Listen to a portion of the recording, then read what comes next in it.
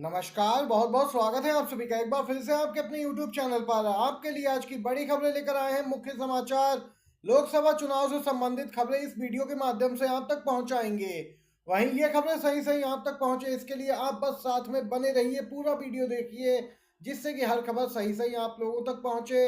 अगर आप लोग भी इंडिया गठबंधन के समर्थन में है तो एक लाइक जरूर कीजिएगा, वीडियो को कमेंट बॉक्स में जरूर लिखिएगा। जय हिंद, जय भारत। बिग ब्रेकिंग न्यूज, चौथे चरण के रुझान सामने निकल के आ गए। अभी चौथा चरण समाप्त हुए एक ही दिन हुआ और यहाँ पे रुझान सामने आ गए। दिल्ली के इनकम टैक्स दफ्तर में भीषण आग लगी है। 2024 लोकसभा के लिए ये एग्जिट पोल। जी हाँ, आपको बताते चले, बिग ब्रेकिंग न्यूज निकल के आ रही है। यहाँ पे दिल्ली में आयकर विभाग के दफ्तर में भीषण आग लगी। इससे पहले यहाँ पर गृह मंत्रालय के एक ऑफिस में भी आग लग चुकी है। ये संकेत स्पष्ट रुझान दे रहे हैं।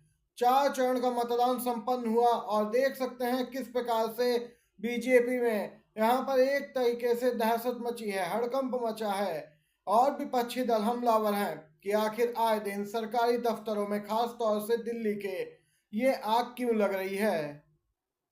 सुप्रीम कोर्ट से आ रही है ताजा अपडेट। पीएम नरेंद्र मोदी के चुनाव लड़ने पर लगे 6 साल की रोक, सुप्रीम कोर्ट में याचिका।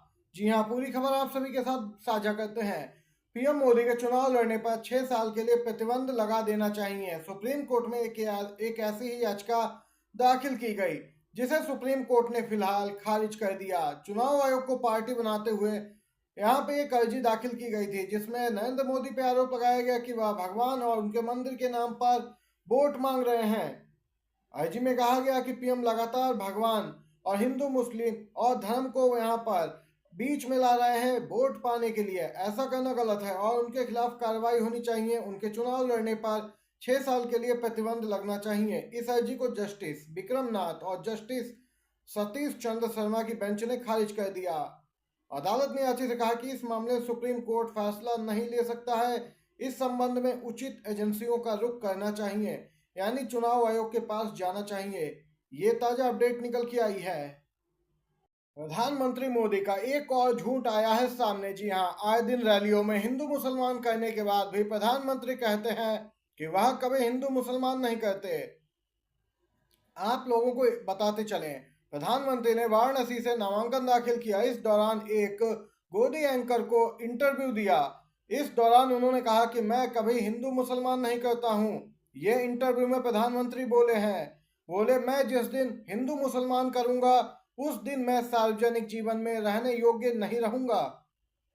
सोशल मीडिया यूजर्स इस पर तंज कस रहे हैं और प्रधानमंत्री के हाल ही में कुछ रैलियों में दिए गए भाषणों को यहाँ पे शेयर कर रहे हैं, जिसमें स्पष्ट तौर पे प्रधानमंत्री हिंदू मुस्लिम करते सुने जा सकते हैं, धर्म के नाम पर वोट मांगते देखे जा सकते हैं, लेकिन फिर भी आए दिन नया झूठ बोलना इनकी आदत सी हो गई है। आप लोग देख सकते हैं कि हिंदू मुसलमान कौन करता है और कौन नहीं, लेकिन फिर भी झूठ बोलने पर यहाँ पर सबसे आगे रहते हैं प्रधानमंत्री। कि राहुल गांधी ने 26 अप्रैल के आसपास कहा था कि आने वाले जैसे जैसे चरण संपन्न होंगे, प्रधानमंत्री के आंसू भी निकल आएंगे। ठीक दोस्तों, वैसा ही देखने को मिला। वाराणसी नामांकन क्या दाखिल करने पहुंचे, आंसू ही निकल आए। सहानुभूति पाने के लिए अब नरेंद्र मोदी कैमरे पर ही रोने लगे हैं। राहुल गांधी की एक और बात सच हुई। स्पष्ट है, प्रधानमंत्री जान गए हैं इनकी टेबल पर रोज आंकड़े पहुंच जाते हैं। एग्जिट पोल, ओपिनियन पोल आदि सभी के ग्राउंड रिपोर्ट इनकी रोज टेबल पे पहुंचती है। स्पष्ट है, इन्हें पता चल गया है पहले ही कि इस बार इनकी सत्ता से विदाई है, इसीलिए इन्हें सहानुभूति मिले, आम जनता एक बार फिर से मूर्ख बन जाए, इसलिए अब इन्होंने कैमरे पर ही रोना शुरू कर दिया है। राहुल गांधी ने यह भविष्यवाणी की थी और आज मोदी जी ने उसे फिर सही साबित कर दिया। अगर आप लोग भी राहुल गांधी के समर्थन में हैं तो एक लाइक जरूर कीजिएगा, कमेंट बॉक्स में जरूर लिखिएगा, बी सपोर्ट राहुल गांधी।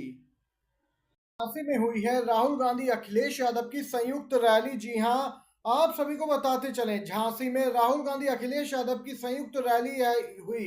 यहां पर हजारों लोग शामिल हुए।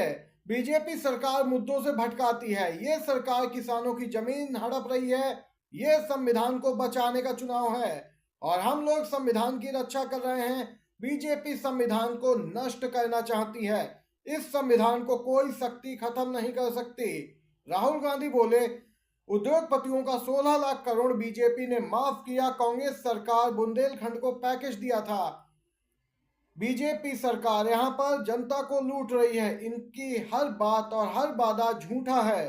एक तरफ बीजेपी के लोग जो संविधान को बदलना चाहते हैं, तो दूसरी तरफ इंडिया गठबंधन है जो संविधान को बचाने की लड़ाई में मैदान में है। राहुल गांधी ने कहा कि बीजेपी डबल इंजन की बात करती है, लेकिन इनके दोनों इंजन खटारा हैं और अब समय आ गया है कि इनको बदला जाए। अखिलेश यादव ने कहा कि 7वां चरण आते आते भाजपा का नाम लेने वाला कोई नहीं बचेगा। पूर्व सीएम अखिलेश यादव ने भी जोरदार हमला बोला बीजेपी पर।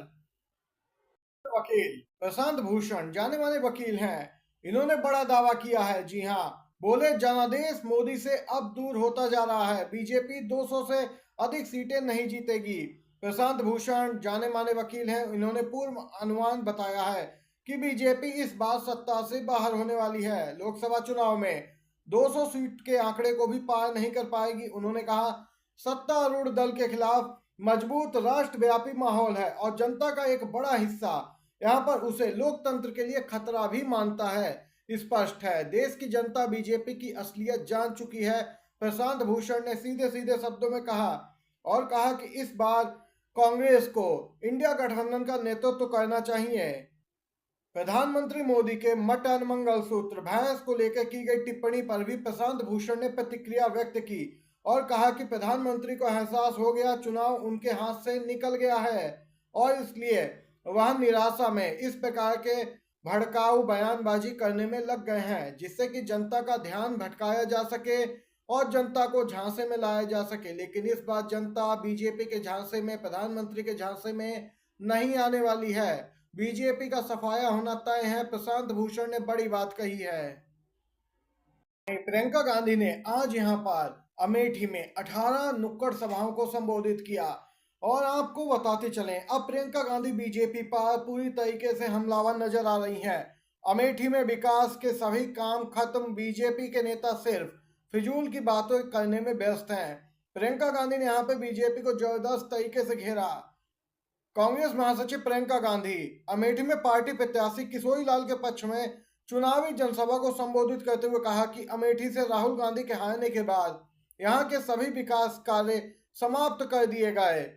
प्रियंका ने कहा, पिछले 5 से 10 साल में यहाँ की राजनीति को बदल दिया गया। यहाँ की सांसद सिर्फ एक काम करने आई कि राहुल गांधी को हराना है। उनको हराने के लिए तमाम झूठ फैलाए गए। राहुल गांधी के हारने के बाद सभी विकास कार्य खत्म हो गए और यहाँ पे बीजेपी सांसद अमेठी में झांकने तक नहीं आते हैं। प्रियंका गांधी ने कहा कि बीजेपी वाले सिर्फ यहाँ पर आपको फिजूल की बातों में उलझाए रखना चाहते हैं, इसीलिए आप उनके झांसे में ना आए और कांग्रेस पार्टी को वोट करें जो आपके लिए काम करेगी। अगर आप भी इंडिया गठबंधन के साथ हैं, वीडियो आपको पसंद आया हो तो एक लाइक जरूर कीजिएगा, शेयर कीजिएगा वीडियो अपने सभी दोस्तों में, जिससे कि सभी तक ये बड़ी खबरें पहुंचे। आप सभी का बहुत बहुत धन्यवाद।